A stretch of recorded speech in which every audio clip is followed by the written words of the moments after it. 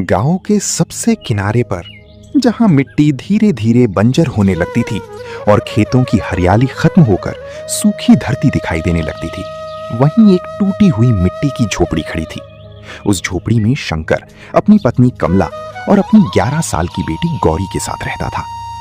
गरीबी उस घर की पुरानी सच्चाई थी। बरसों से खेत सूखे पड़ रहे थे। गांव के बड़े किसान धीरे धीरे अमीर होते जा रहे थे, लेकिन छोटे किसानों की जिंदगी हर साल और कठिन होती जा रही थी। शंकर के पास बस आधा बीघा जमीन थी। वही उसकी उम्मीद थी, वही उसकी मजबूरी। शंकर, आज फिर रात भर ठीक से नींद नहीं आई ना? जब आदमी की आंखों के सामने घर की चिंता घूमती रहे ना कमला, तब नींद भी डरकर दूर भाग जाती है। इतना मत सोचो, भगवान ने चाहा तो सब ठीक होगा। भगवान भी उसी की मदद करता है जो खुद हिम्मत ना छोड़े। मैं हारना नहीं चाहता कमला, बस डरता हूं कि कहीं हमारी गौरी को भी वही जिंदगी ना मिले जो हमने देखी है। बाबा, आज मैं भी आपके साथ खेत चलूंगी। तू खेत में क्या करेगी बेटी? आप कहते हो ना कि जमीन माँ जैसी होती है, तो मैं भी अपनी जमीन को देखना चाहती हूँ। तू सच में बहुत बड़ी हो गई है गौरी। सुबह की हल्की धूप खेतों पर फैल रही थी।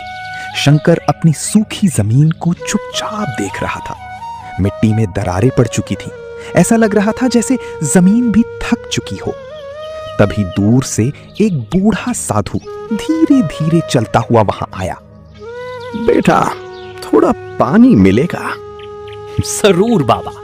गरीब आदमी के घर में ज्यादा कुछ ना हो, लेकिन पानी और सम्मान हमेशा मिलता है। शंकर ने अपनी छोटी मटकी से पानी निकालकर साधु को दिया। तुम खुद परेशान लगते हो, फिर भी चेहरे पर गुस्सा नहीं है। गरीबी इंसान को कमजोर जरूर करती है बाबा, लेकिन अगर आदमी का दिल छोटा हो जाए ना, तब असली हार होती है। बहुत बड़ी बात कही तुमने। साधु कुछ देर तक शंकर की जमीन को देखता रहा। फिर उसने अपनी झोली से लाल रंग का छोटा सा बीज निकाला।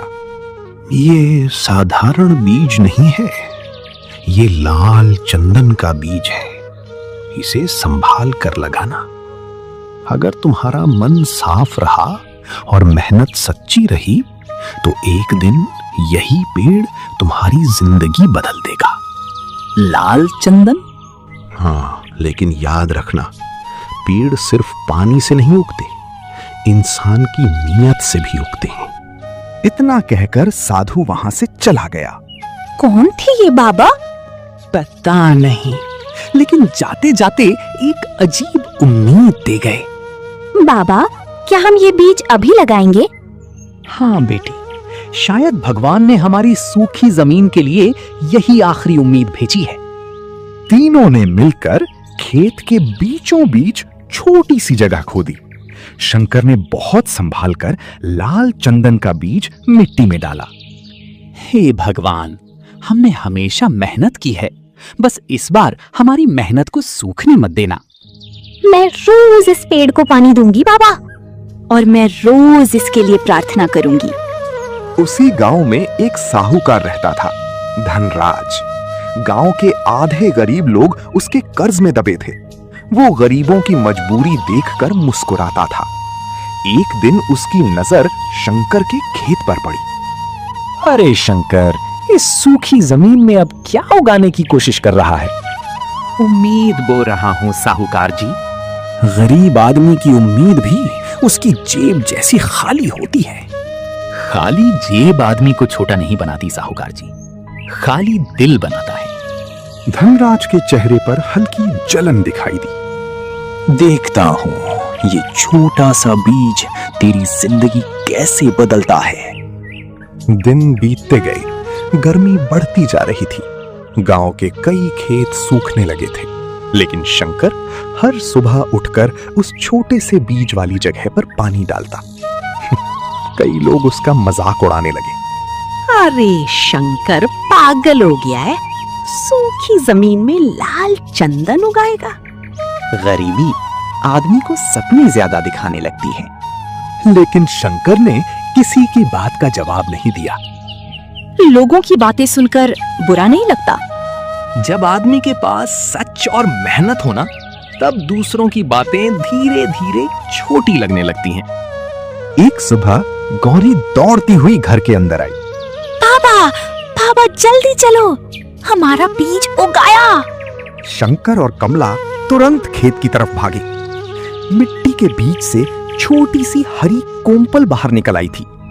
हे भगवान, सच में उगाया। देखा, मेहनत कभी पूरी तरह सूखती नहीं, बस उसे वक्त चाहिए होता है। अब ये बहुत बड़ा पेड़ बनेगा ना बाबा? हाँ बेटी, और एक दिन यही पेड़ हमारी किस्मत बदलेगा। महीने बीतते गए। छोटा सा पौधा अब धीरे धीरे मजबूत होने लगा था। उसकी लकड़ी में हल्का लालपन दिखने लगा था। गांव के लोग अब शंकर का मजाक कम और हैरानी ज्यादा करने लगे थे। सुनो, शायद सच में ये लाल चंदन का पेड़ है। अगर ये बड़ा हो गया ना, तो शंकर की जिंदगी बदल जाएगी। लेकिन जहां उम्मीद होती है, वहां लालच भी धीरे धीरे जन्म लेने लगता है। धनराज अब रोज चोरी छिपे उस पेड़ को देखने आने लगा। अगर ये सच में लाल चंदन है, तो इसकी कीमत लाखों में होगी। इतना धन मैं किसी गरीब के हाथ नहीं लगने दूंगा। एक रात गांव में तेज आंधी और बारिश शुरू हो गई। बिजली जोर जोर से चमक रही थी। शंकर, मुझे उस पेड़ की चिंता हो रही है। इतनी तेज हवा में कहीं टूट ना जाए। मैं देख कर आता हूँ। शंकर बारिश में भीगता हुआ खेत तक पहुंचा। पेड़ तेज हवा में झूल रहा था। डर मत, मैं तुझे कुछ नहीं होने दूंगा। उसने पेड़ को रस्सियों से बांध दिया ताकि वो टूट ना सके। पूरी रात वो बारिश में उसी पेड़ के पास बैठा रहा। सुबह होते होते तूफान शांत हो गया। बाबा, हमारा पेड़ बच गया। हाँ बेटी, क्योंकि ये सिर्फ पेड़ नहीं, हमारी उम्मीद है। धनराज का लालच अब बढ़ चुका था। उसने अपने 2 आदमियों को रात में पेड़ काटने भेजा। अगर किसी ने देख लिया तो? गरीब आदमी की आवाज कौन सुनता है? जल्दी जाओ और पेड़ काट कर ले आओ। रात गहरी थी। दोनों आदमी चुपके चुपके खेत में पहुंचे। जैसे ही उन्होंने कुल्हाड़ी उठाई, अचानक जोर से बिजली चमकी। दोनों डर गए। तभी गौरी की आंख खुल गई।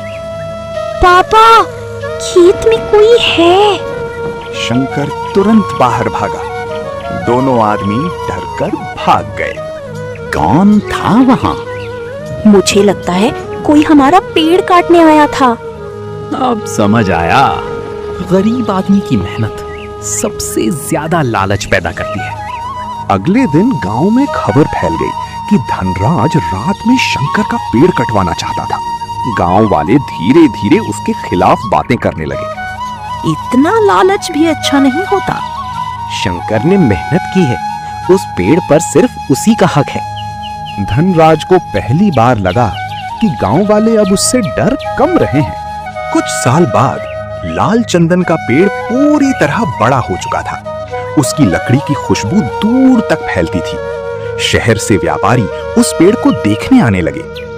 एक व्यापारी ने शंकर को बहुत बड़ी कीमत देने की बात कही। अगर तुम ये पेड़ बेच दो, तो तुम्हारी आने वाली कई पीढ़ियां आराम से जी सकती हैं। शंकर, अब हमारे सारे दुख खत्म हो सकते हैं। लेकिन बाबा, आप हमेशा कहते थे कि पेड़ सिर्फ पैसा नहीं देता, जिंदगी देता है। शंकर काफी देर तक चुप रहा। ये पेड़ सिर्फ हमारी गरीबी खत्म करने के लिए नहीं उगा था। इसने हमें मेहनत, धैर्य और उम्मीद सिखाई है। मैं इसे पूरा नहीं कर पाऊंगा। क्या मतलब?